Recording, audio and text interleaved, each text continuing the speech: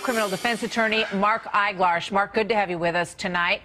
First of all, your reaction to this 16-count indictment by the grand jury in Chicago. Well, as you said, I am a criminal defense attorney. It's my job to go to court every day to defend people like him accused of crimes. But first and foremost, I'm a human being, and I've never lied or misled anyone on your show, and I won't do it for the first time now. What he did is outrageous and offensive. Again, allegedly, assuming they can prove it. You know, they have things like, allegedly, a check that he sent these two guys to pay in checks, to call them in advance. So unsophisticated. But I am outraged and offended, and I think anything short of prison time would be a miscarriage of justice. Future victims, Martha, will have to go through extensive scrutiny because of what he did. No, prison time. Yeah.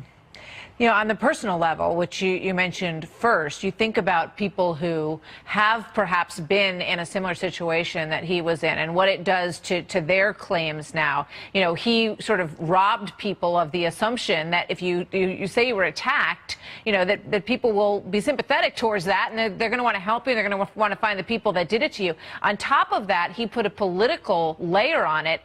You know, sort of with a broad brush, offending anybody who supports President Trump, saying that these people said to him, "You're in MAGA country now." I mean, it's all made up. It all didn't happen according to this indictment. And as you say, we'll see what happens in the courtroom. And he did it for weeks. Understand that I represent people who are accused of, let's say, identity theft. They assume the identity of someone else, and that's a horrible, bad crime. They get 2 years minimum mandatory in prison for that crime. Now, he assumed the identity of a true victim. He should at least get 2 years for that. Well, do you think he will? I mean, you know, that's the question on everyone's minds tonight. No. Is there going to be a plea? So what's going to happen? You know, look in your crystal ball. How do you see this playing out? Okay, if he's one of my clients, I look him in the eyes and say, the acting is over, Mr. Primetime. You're done. Look at me in the eyes. Do you not want to go to prison? Okay, I might be able to help you. Let's get real now. And he says, okay, I was wrong. So here's what you do. You go in and you apologize. And now you do the tour. You let everybody know how sorry you are. And you throw yourself at the mercy of the court. And you pray and you hope that somehow the judge has leniency on you. And what will help them is there's a presumption in Chicago of probation for these types of offenses. It'll take the judge saying, not for this.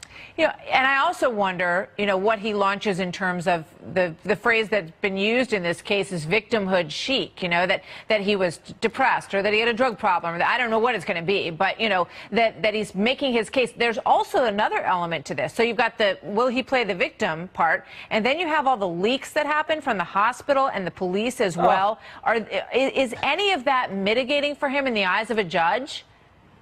Well, there's always mitigation. I'm a mitigation specialist. If this was, he's never been arrested before, there you go. Let's start with that. You would argue it's an isolated incident in an otherwise exemplary life, and everyone he's ever said God bless you to could be paraded into the courtroom. Every act he's ever done, I'm sure there's plenty. And I know his family members who are initially defending him will probably come in and say what a wonderful person he is. He got depressed, he fell into drug abuse, and all that should be considered. On the other hand, however, some of the things I mentioned to you work against him. Also, how about all the man hours? All the honest, dedicated police officers who spent countless hours chasing after this bogus claim because he chose to cast himself as a victim. Mark Eiglarsh. Thank you, Mark. We will see where it goes from here. Breaking story tonight. Thank you, out of Martha. Chicago. Good to see you, Mark.